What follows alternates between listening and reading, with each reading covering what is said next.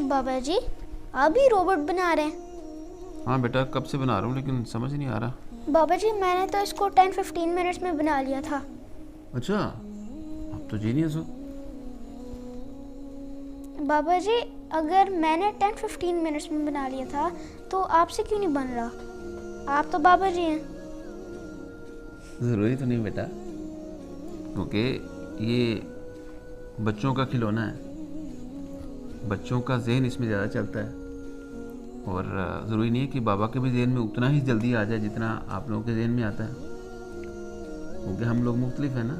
इस वजह से अल्लाह ताला ने हर इंसान को मुख्तलिफ बनाया, इसीलिए तो मैं सीख रहा हूँ।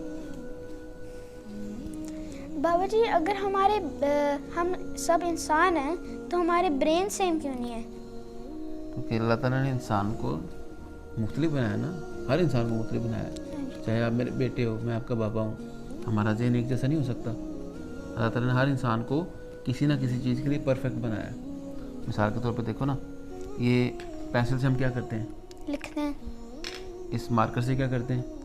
इससे भी लिखते हैं। इस मार्कर से क्या करते हैं? लिखते हैं। इस हाइलाइटर से क्या करते हैं? इससे भी लिखते हैं।